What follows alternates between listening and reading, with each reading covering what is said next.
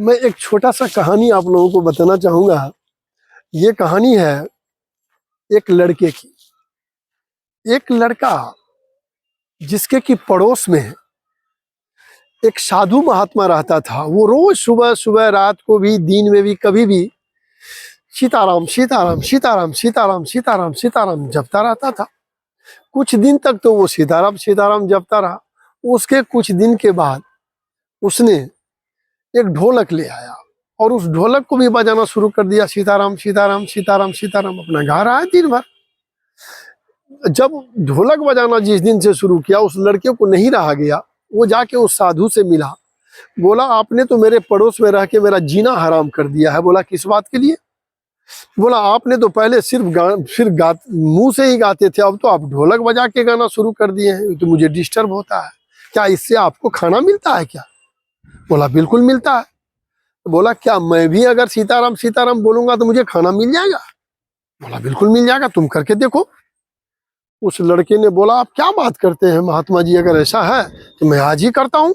बोला, ठीक है, करो, तुम सीताराम सीताराम करो, तुमको खाना मिल जाएगा। भगवान में इतनी पावर है।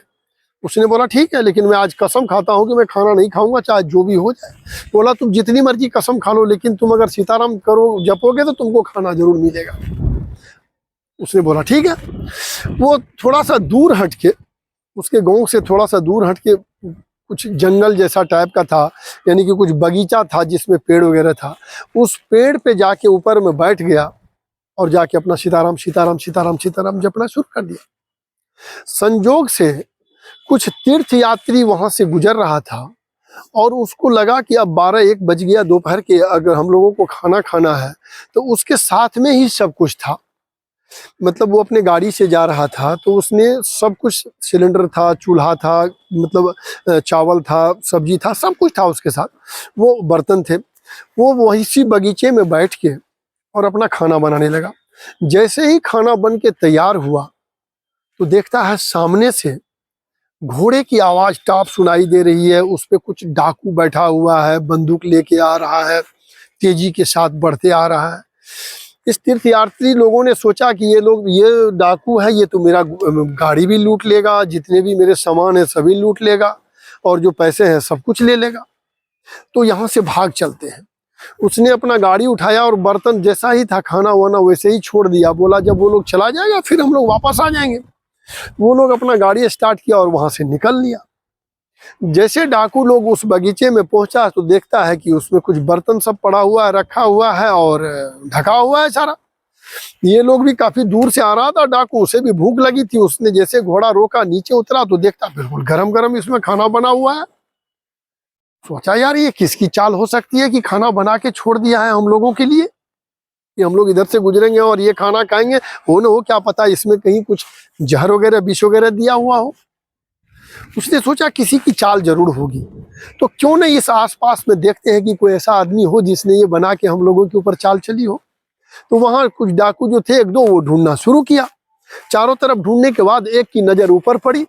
पेड़ पे देखा एक आदमी बैठा हुआ है, कुछ जाप कर रहा है। उसको बोला नीचे उतरने, वो उतर नहीं रहा था। जब उसको डांटा तो वो नीचे उतरा। नीचे उतरने के बाद उसको बोला कि तुम ये पहले खाना खा के बताओ ये खाना ठीक है कि नहीं है, तुमको ये खाना खाना पड़ेगा। वो कहता था, मैं नहीं खाऊंगा। डाकुओं का शंका और बढ़ गया, इसी ने, इसका मतलब है कि ये खाना बनवा के रखा है, बनाया और जहर डाल रखा है हम लोगों को मारने की वजह से। उसको डाकू ने बोला कि नहीं खाओगे तो मैं गोली मार दूंगा, तुझे खाना ही पड़ेगा। 2-4 हाथ लगाया तो उसको खाना पड़ा, जबरदस्ती खाना पड़ा। जब वो पूरा खाना खा लिया और उसे कुछ नहीं हुआ तो डाकू लोग समझ गया कि इस खाना में कुछ नहीं है, तो फिर डाकू लोगों ने भी खाया। तो उस लड़के को उस दिन पता चला कि सच में अगर हम सीताराम सीताराम सीताराम करेंगे तो मुझे खाना ही पड़ेगा और खाना मिल जाएगा। ये इस बात का उसे यकीन हो गया। तो दोस्तों, मेरा कहना यह है कि ईश्वर में इतनी शक्ति है जो लोगों को दिखाई नहीं देता, इनविजिबल, अदृश्य शक्ति है। और ब्रह्मांड में इतनी पावर है यूनिवर्स में, उसके बगैर कोई पत्ता भी नहीं हिलता, ये लोगों को पता नहीं होता।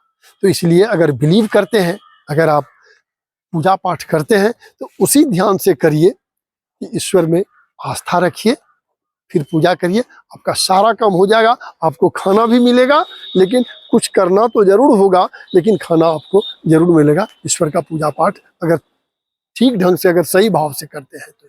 धन्यवाद।